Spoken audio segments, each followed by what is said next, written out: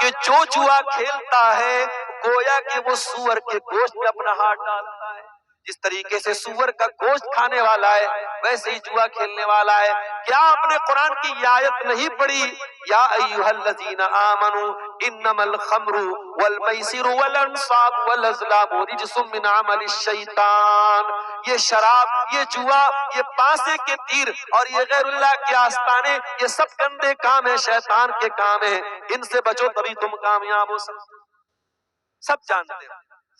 ایسا نہیں کہ ہمیں جانکاری، ہمیں علم تو ہے، علم کے اوپر عمل نہیں.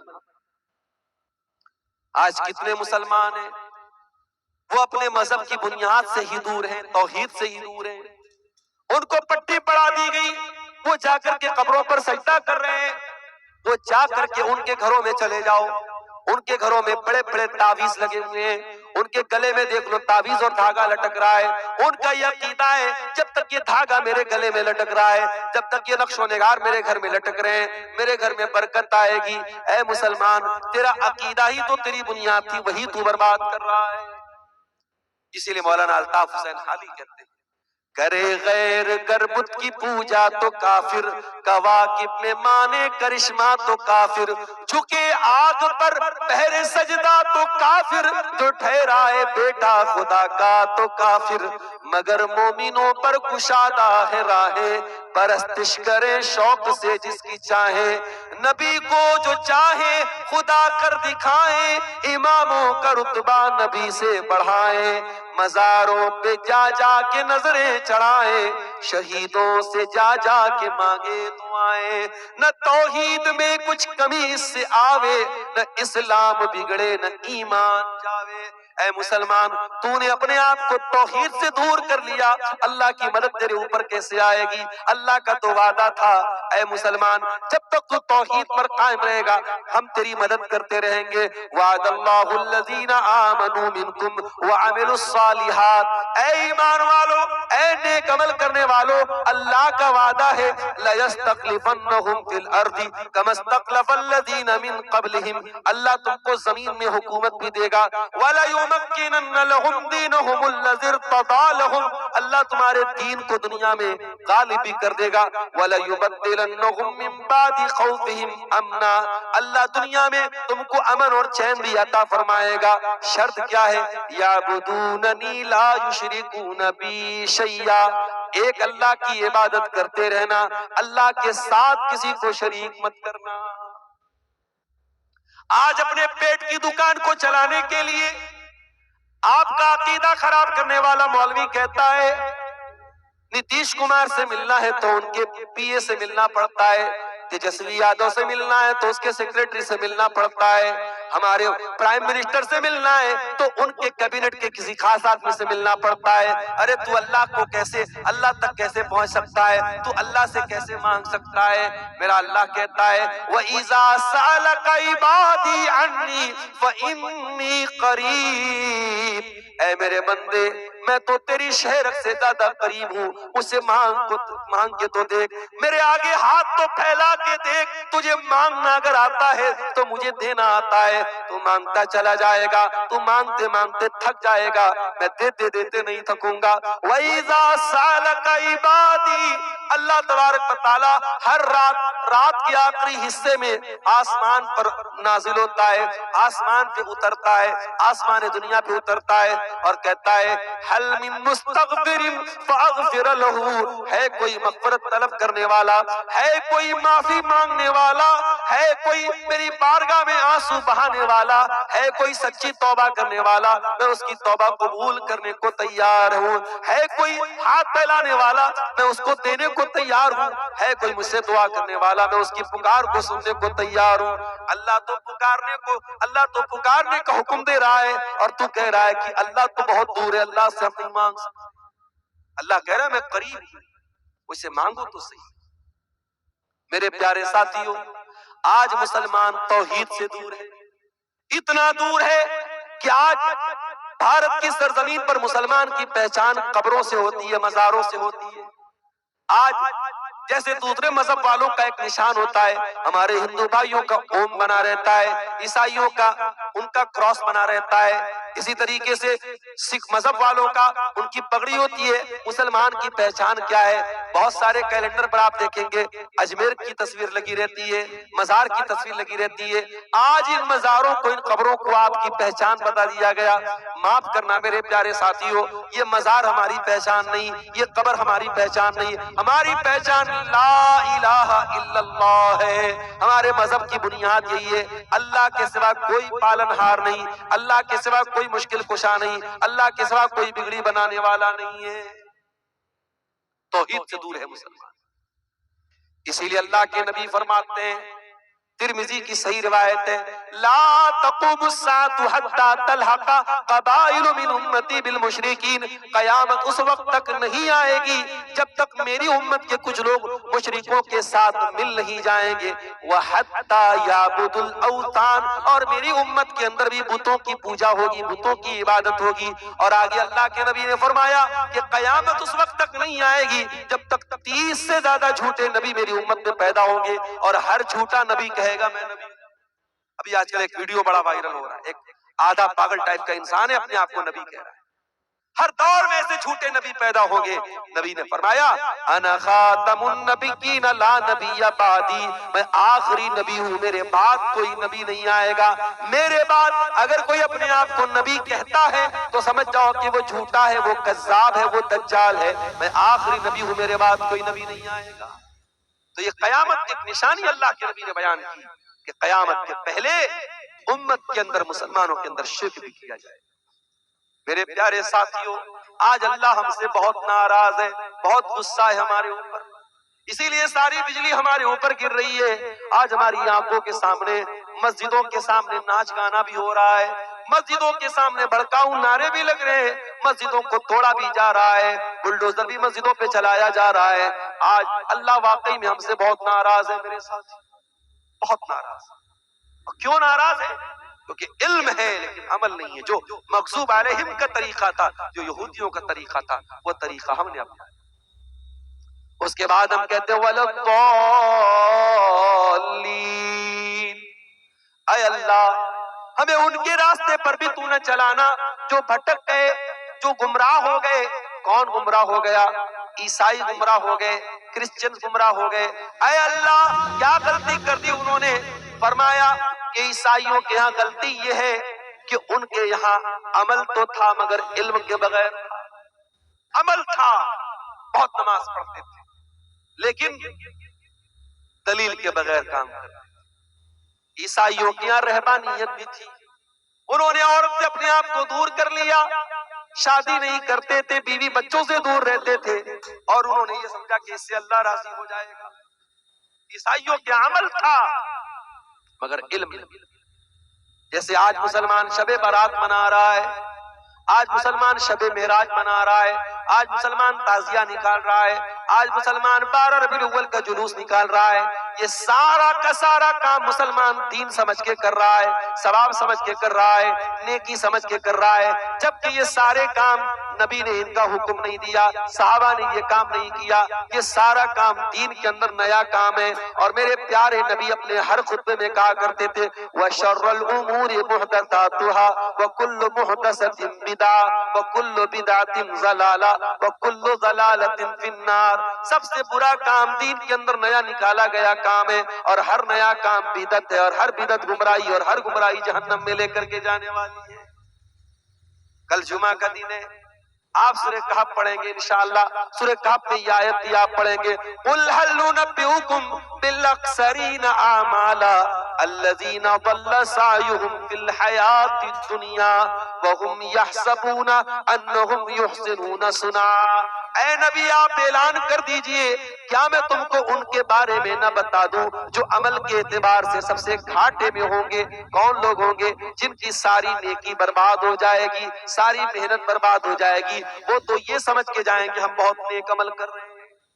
یہ کون لوگ ہیں؟ یہ بدعتی لوگ. بدعت کرنے والے کا عمل اللہ کے قبول نہیں ہوگا.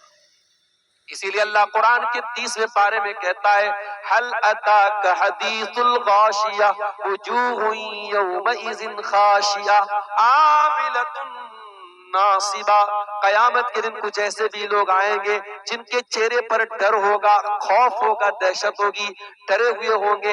आमिलतुन नासिबा, बहुत अमल करके आए होंगे लेकिन थके हारे होंगे, अमल करके थक गए होंगे। तस्ला नारन हामिया, भड़कती हुई जहन्नम की आग में डाले जाएंगे। अमल करके आएंगे मगर जहन्नम की आग में डाले जाएंगे। क्यों? क्योंकि अमल बगैर दलील के था, अमल के ऊपर मोहम्मद अकरम की मुहर नहीं थी। मेरे साथ ये नोटबंदी का वाकया किस सन में हुआ? 1917 में। मुझे याद है 2017 में जब नोटबंदी हुई थी, इत्तेफाक से जिस तारीख को नोटबंदी हुई थी मेरा प्रोग्राम किशनगंज में था, और उसी दिन हमारे प्राइम मिनिस्टर साहब का ऐलान हुआ था कि आज से पुराने नोट बंद। अब पूरे मुल्क में डर का आलम बन गया। बेचारी औरतों ने कहां कहां छुपा के पैसा रखा था, सब निकालना पड़ा उनको, सब उनकी पोल खुल गई। और जिनके पास पैसा बचा रह गया वो बेकार हो गया, आज किसी काम का नहीं। सरकार का एक ऐलान हुआ, गवर्नमेंट का एक ऐलान हुआ, और कल तक जो नोट मार्केट में चल रहा था वो नोट एक पल में बेकार। और अब लोग कह रहे मोदी जी ने जो नया नोट बनवाया बड़ा हल्का नोट है, इसका कलर भी उतर रहा है, ये है वो है, सब कुछ है। मगर भाई जिसको सरकार ने अप्रूव किया चलेगा तो वही, पुराना वाला जितना भी खूबसूरत था वो चलने वाला। यही मसला दीन का है मेरे प्यारे। आपको क्या अच्छा लगता है ये मैटर नहीं करता, आपकी नजर में कौन सा अमल कैसा है ये मैटर नहीं करता, अल्लाह की नजर में वो अमल अच्छा है कि नहीं ये मैटर करता है, रसूल की नजर में वो अमल अच्छा है कि नहीं ये मैटर करता है। इसीलिए अल्लाह कुरान में सूरह कहफ की आखिरी आयत में कहता है, फमन काना यरजू लिका रब्बिही, जो अपने रब से मुलाकात करना चाहता है, जो जन्नत में जाना चाहता है, जो अपने रब से मिलना चाहता है, जो अल्लाह क्या कामयाब होना चाहता है, वो दो काम कर ले। फलयामल अमलन सालिहा, वो जो भी अमल करे नेक अमल करे, अमल सालिह करे, ऐसा अमल करे जिस अमल के ऊपर अल्लाह की मुहर हो, रसूल की मुहर हो। वला युशरिक बिइबादत रब्बिही अहदा, और अपने रब की इबादत में किसी को शरीक न करे। शिर्क मत करो और बिदअत मत करो, ये दो खतरनाक चीजें हैं। अल्लाह को राजी करना है तो शिर्क से भी बचना है और बिदअत से बचना है। तो अल्लाह ने फरमाया गैरिल मग़दूबि अलैहिम वलद्दालीन, ऐ अल्लाह हमें उनके रास्ते पर भी तू न चला जिनके पास इल्म था लेकिन अमल नहीं था, वलद्दालीन, और उनके रास्ते पर भी तू न चला जिनके यहाँ अमल था मगर इल्म के बगैर था। इसीलिए मेरे भाइयों हम ये कहते हैं इल्म हासिल करो, इल्म हासिल करो। और इल्म कहां से हासिल करोगे? माफ करना, इल्म हासिल करना है तो इन्हीं उलमा से सीखना पड़ेगा, इल्म हासिल करना है तो इन्हीं मदरसों में आपको इल्म मिलेगा। यही कुरान के हाफिज, कुरान के आलिम, कुरान के कारी आपको कुरान पढ़ना सिखाएंगे, यही से आपको हदीसें पढ़ना सिखा, हदीसों का इल्म आपको मिलेगा। कुरान और हदीस का इल्म आज भी आपको इन्हीं मदरसों में मिलेगा। और याद रखो, कोई सूटेड बूटेड होकर के आ जाए, कोई फर्राटेदार इंग्लिश बोलने लगे और आप ला करके फट जल्दी से उसको माइक दे दे कि साहब ये तो बड़ा सूट पहन के आया है, बड़ी फर्राटेदार इंग्लिश बोल रहा है। नहीं, आपका स्टेज, आपका माइक, इसका भी एक वकार है मेरे प्यारे साथ। और मैं अक्सर सीमांचल के जलसों में बोलता हूँ, मुझे अफसोस होता है, अभी आपके इसी अररिया के इलाके का एक मौलवी वो बाकायदा तकरीर में कह रहा है कि मोहम्मद बिन सलमान साहब मेरा वीजा नहीं पास कर रहे हैं, मैंने उनके खिलाफ बोल दिया है, वो मेरा वीजा नहीं पास कर। अबे जाहिल, झूठे, मक्कार, कितना बड़ा फ्रॉड है, कितना बड़ा झूठा है तू। पहली बात तो तू झूठ बोलता है, सऊदी हुकूमत के खिलाफ जहर उगलता है, और उसके बाद इस तरीके की कहानी सुनाता, तेरे जैसे न जाने कितने पड़े तुझे वो वीजा नहीं देंगे उम्रा के लिए। और तू ये समझता है कि सामने पब्लिक जो बैठी है वो जाहिल गंवार पब्लिक है, जो चाहे सुना दे। इसीलिए मैं अपने अहले हदीस भाइयों से कहता हूँ, और आपके इस सीमांचल के इलाके में खासतौर से मैं कहता हूँ कि अल्लाह के वास्ते आप अपने उन उलमा को दावत दो जो किताब और सुन्नत के जानकार। हर अहले गैर नफ्स गैरों को स्टेज पर दावत मत दो मेरे साथ। खुराफात बकने वाले, झूठ बकने वाले, मनगढ़ंत रिवायतें बयान करने वाले, किस्से कहानी बयान करने वाले आपके स्टेज पर नहीं आने चाहिए। इस स्टेज का एक वकार है, इस स्टेज की हुर्मत है, उसको पामाल मत होने देना मेरे साथ। इल्म सीखना है तो उलमा। محدثین نے کیوں نہیں سب سے حدیث لی؟ ان کا کیوں صحیح اور ضعیف کا فرق تھا؟ کیوں حدیثوں میں صحیح اور ضعیف کا فرق کیا جاتا تھا؟ اگر آپ کے اسٹیج پر ہر آدمی آ سکتا ہے، کوئی بھی بیان کر سکتا ہے، کوئی شاعر آ کر الٹی سیدھی شاعری پڑھ سکتا ہے، تو معاف کرنا، یہ اسٹیج اہل حدیث کا اسٹیج نہیں۔ اللہ کے پیارے نبی فرماتے ہیں ان اللہ لا يقبض العلم انتزاعا ينتزعه من العباد۔ قیامت کے پہلے ایک ایسا دور آئے گا، اللہ تعالیٰ دنیا سے علم کو اٹھا لے گا۔ سوال پیدا ہوا، علم کیسے اٹھے گا؟ کیا کتابیں ختم ہو جائیں گی؟ کیا مدرسے بند ہو جائیں گے؟ کیا لائبریریاں بند ہو جائیں گی؟ فرمایا نہیں، لائبریری بھی موجود ہوگی، کتابیں بھی ہوں گی، لیکن اللہ تعالیٰ علماء کو اٹھا لے گا۔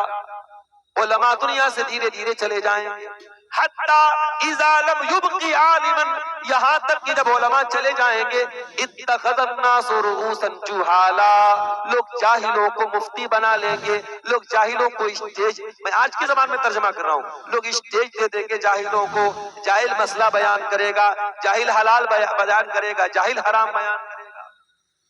ارے جو خود قرآن و حدیث کا جانکار نہیں ہے، وہ آپ کو حلال و حرام بتا رہا ہے، وہ مسئلہ بتا رہا ہے۔ ایسا آدمی جب مسئلہ بتائے گا تو کیا کرے گا؟ فَضَلُّوا وَضَلُّوا، خود بھی گمراہ ہوگا، دوسروں کو بھی گمراہ کرے گا۔ اس لیے علماء سے علم حاصل کرو، اور علم حاصل کرو میرے پیارے ساتھ۔ آج اتنا بڑا علاقہ ہے، آج سروے کر کے جا کے دیکھ لینا، میں تو رات میں تقریر کرتا ہوں، صبح نکل جاتا ہوں، مولانا حسین صاحب آپ سے بڑی ذمہ داری کے ساتھ کہتا ہوں، جاؤ ذرا گاؤں گاؤں سروے کر کے خالی اتنا پتہ لگا لو کتنے لوگوں کو جنازے کی نماز کی دعائیں آتی ہیں۔ جو جلسے میں سب سے آگے آگے رہتے تھے، جن کے موبائل پر علماء کے بیانات موجود تھے، ان کو بھی جنازے کی نماز کا طریقہ نہیں آتا، جنازے کی نماز کی دعائیں نہیں آتی۔ کتنے افسوس کی بات، باپ مر گیا، بیٹا کھڑا ہو کے جنازے کی نماز پڑھ رہا ہے، وہ اس قابل بھی نہیں ہے اپنے بیٹے کی جنازے کی اپنے باپ کی جنازے کی نماز پڑھ سکے۔ میرے بھائی، اس سے تو بہتر تھا کہ ہم بے اولاد ہوتے۔ اولاد والے ہو کر کے کیا فائدہ؟ ہماری اولاد ہمارے لیے جنازے کی نماز نہ پڑھ سکے، ہماری اولاد ہمارے مرنے کے بعد ہمارے لیے مغفرت کی دعا نہ کر سکے۔ میرے پیارے ساتھیوں، اپنے بچوں میں سے ایک بچے کو کم سے کم عالم بنا دو، ایک بچی کو عالمہ بنا دو، کم سے کم سارے بچے دنیا داری میں لگ جائیں۔ ایک بیٹا آپ کا ایسا تو ہو جب وہ ہاتھ اٹھائے تو اپنے باپ کے لیے دعا کرے، رب ارحمہما کما ربیانی صغیرا، اے اللہ میرے ماں باپ نے بڑی تکلیفوں سے مجھے پالا تھا، بڑی قربانیاں دی تھی، بڑا ذلیل کیا تھا اپنے آپ کو، میری ماں نے بڑی غربت کا دن دیکھا تھا، میری ماں نے گاؤں کے لوگوں کے برتن بھی مانجے تھے، میرے باپ نے لوگوں کے گھر کی غلامی کی تھی، اے اللہ میرے ماں باپ نے بڑی مصیبتوں میں مجھ کو پالا ہے، پروردگار تو میرے ماں باپ پر رحم فرما۔ یہ دعا کون کرے گا؟ جو قرآن کا جانکار ہوگا، جو قرآن پڑھے گا۔ کم سے کم اپنے بچوں کو اس لائق تو بنا دو میرے ساتھ، علم دین سیکھو اور سکھاؤ میرے ساتھ۔ آج حالات یہ ہے، پورے انڈیا کی بات میں نہیں کر رہا ہوں، آپ کے سیمانچل کی بات کر رہا ہوں، اتنا بڑا جلسہ ہوتا ہے، مدرسوں کو چلانے کے لیے جلسہ کرایا جاتا ہے، میں عام طور سے چندہ نہیں کرتا، مجھ سے بھی لوگ کہتے ہیں مولانا تھوڑا چندہ کر دینا، یہ مجبوری کیوں آ گئی؟ کیوں آپ کو مدرسوں کو چلانے کے لیے جلسہ کرانا پڑ رہا ہے؟ یہ بھی بہت بڑا سوال ہے۔ اور اتنا بڑا جلسہ، اتنا خرچ کرنے کے بعد بھی اگر آپ اپنے مدرسوں کو نہیں چلا پا رہے تو یہ قوم کے لیے چلو بھر پانی میں ڈوب مرنے کی بات۔ اپنی عیش و عشرت پر لٹانے کے لیے تو ہمارے پاس لاکھوں کروڑوں ہیں، اپنے فالتو کاموں کے اوپر خرچ کرنے کے لیے لاکھوں کروڑوں ہیں، اور یہ چھوٹے چھوٹے مدرسے آج لوگوں کے سامنے بھیک مانگ رہے ہیں۔ افسوس ہوتا ہے میرے بھائی، ٹمپو میں بیٹھ کر کے انہی مدرسوں میں پڑھنے والے چھوٹے چھوٹے بچے بیچارے وہ چندہ کر رہے ہیں اپنے مدرسے کے لیے۔ انہی مدرسوں میں پڑھانے والے پرائیویٹ ٹیچر، ان کو مدرسے کا سیکریٹری کہتا ہے جاؤ چندہ کر کے لانا، تب تم کو تمہاری تنخواہ دیں گے۔ 5-6 ہزار کی تنخواہ پانے کے لیے وہ بیچارہ، وہ پرائیویٹ ٹیچر، وہ پرائیویٹ پڑھانے والا مولوی بیچارہ گاؤں گاؤں گھوم کر کے دھان اتارتا ہے، چندہ اتارتا ہے، تب جا کر کے اس کی تنخواہ کا انتظام ہوتا ہے۔ ایسا کیوں ہو رہا ہے میرے ساتھ؟ کیا یہ علماء کی تحقیر نہیں ہے؟ کیا یہ علماء کی توہین نہیں ہے کہ آج آپ نے اپنے علماء کو بھکاری بنا کے رکھ ڈالا ہے؟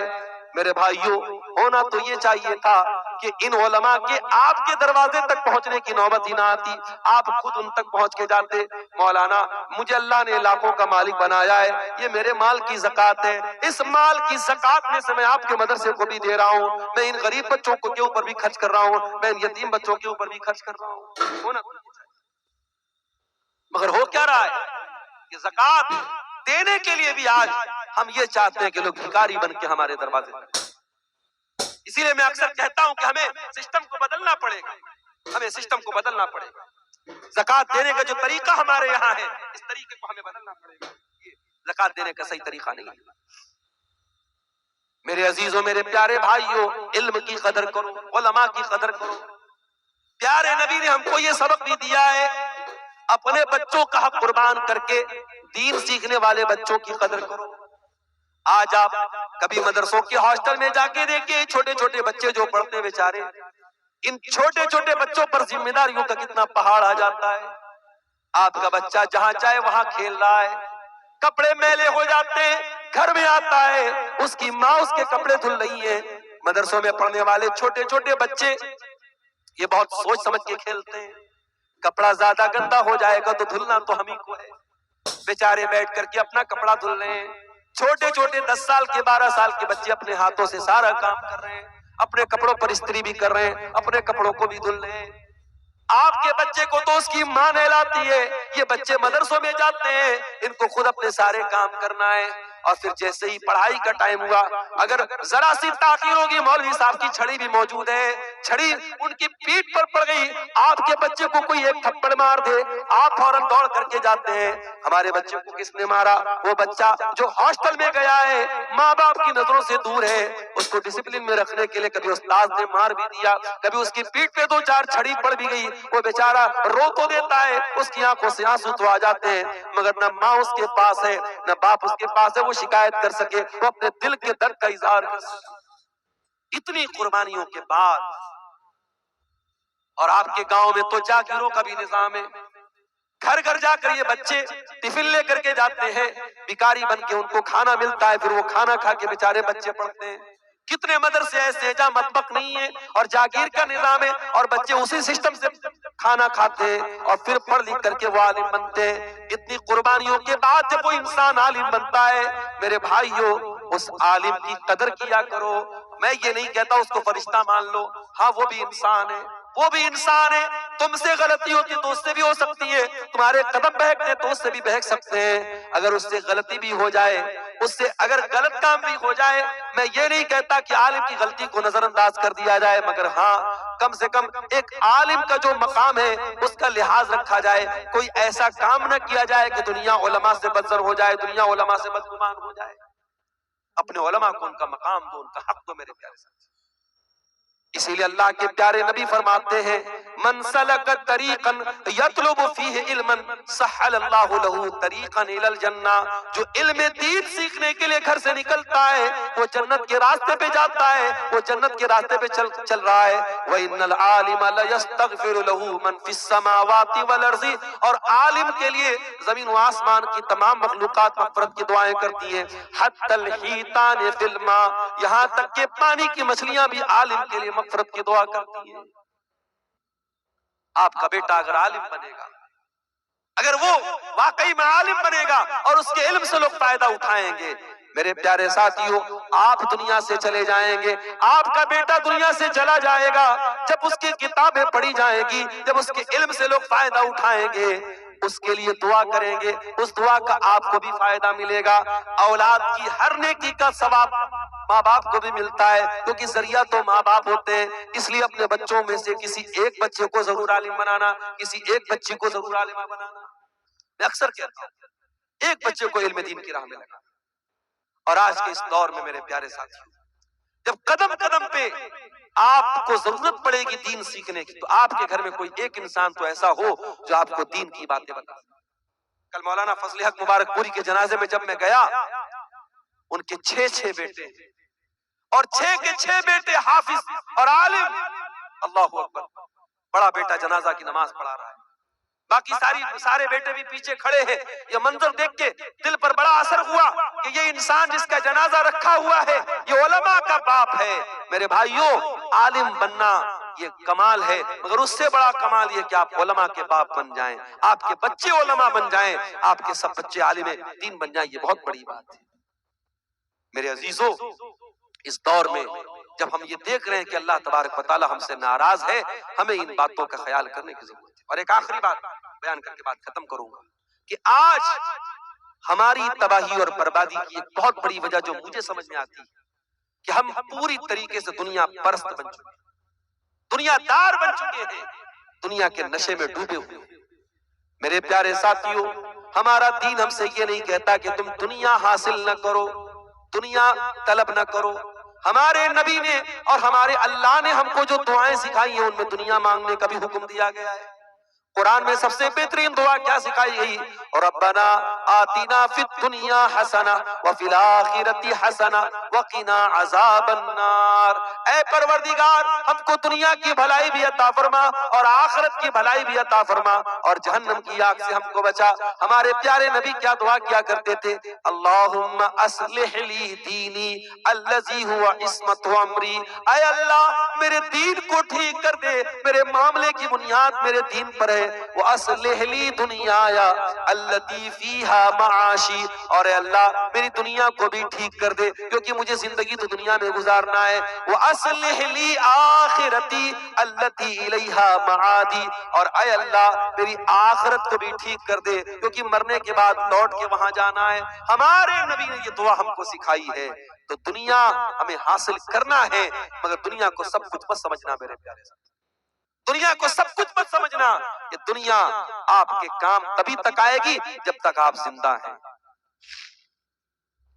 جس دن آپ کا انتقال ہو جائے گا، موت آئے گی، یہ دنیا ساتھ چھوڑ دے گی. میرے ساتھیوں، یہ جو زمینیں آپ نے دوسروں کی ہڑپی ہیں، یہ جو حق مارا ہے دوسروں کا، یہ ساری زمین و جائیداد چھوڑ کر کے سب ٹھاٹ پڑا رہ جائے گا. جب لاد چلے گا بنجارا، خالی ہاتھ دنیا میں آئے تھے اور خالی ہاتھ جانا پڑے گا. اس لیے دنیا سے اتنا ہی دل لگاؤ جتنے کہ یہ لائق ہے. دنیا سے اتنا دل نہ لگاؤ جو جس سے زیادہ اس کی اوقات نہیں ہے. اصل تیاری آخرت کی کرو. میرے پیارے ساتھ، ہم جمعہ کے دن نماز پڑھتے ہیں، جمعہ کی امام صاحب پہلی رکعت میں سورہ اعلیٰ پڑھاتے ہیں. کیا کہتے ہیں؟ بل تؤثرون الحیات الدنیا والآخرۃ خیر وابقا. اللہ کہتا ہے میرے بندو، تم دنیا کو ترجیح دیتے ہو، دنیا کو سب کچھ سمجھتے ہو، دنیا کے لیے اتنی محنت کرتے ہو اور آخرت کے لیے کچھ نہیں کرتے. والآخرۃ خیر وابقا. آخرت تو زیادہ بہتر ہے، زیادہ باقی رہنے والی ہے. دنیا میں گرمی لگے تو اے سی چلاتے ہو، دنیا میں اندھیرا ہو جائے تو لائٹ جلاتے ہو، دنیا میں گرمی لگے تو پنکھا چلاتے ہو، دنیا میں پیاس لگے تو گھر میں فریج لا کے رکھتے ہو، دنیا کے عیش و آرام کی اتنی فکر کرتے ہو. ارے جنت میں کیسے جانا ہے، جہنم سے کیسے بچنا ہے، قبر کے عذاب سے کیسے بچنا ہے، میدان محشر کی گرمی سے کیسے بچنا ہے، ذرا اس کا بھی انتظام کر لو. میرے پیارے ساتھیوں، اسی لیے اللہ کے نبی فرماتے ہیں اکثروا ذکر ہادم اللذات. لذتوں کو توڑ دینے والی چیز موت کو زیادہ سے زیادہ یاد کیا کرو.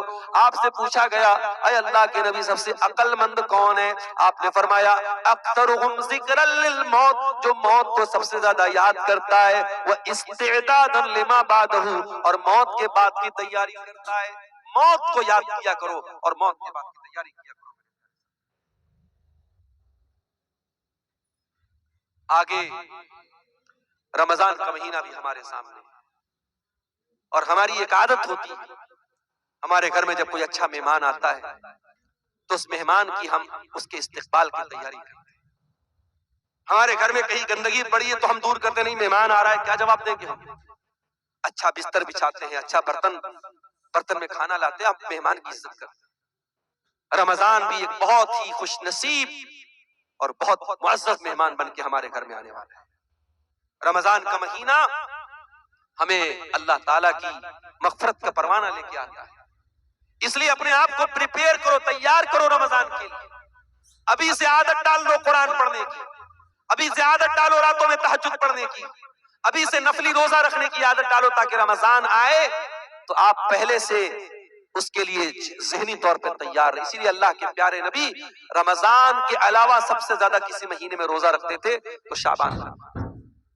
اور یہ بھی یاد رکھو میرے پیارے ساتھی، رمضان اگر آ گیا اور آپ نے رمضان کا حق ادا نہیں کیا تو یہ اور بڑی بد نصیبی کی بات ہے. اللہ کے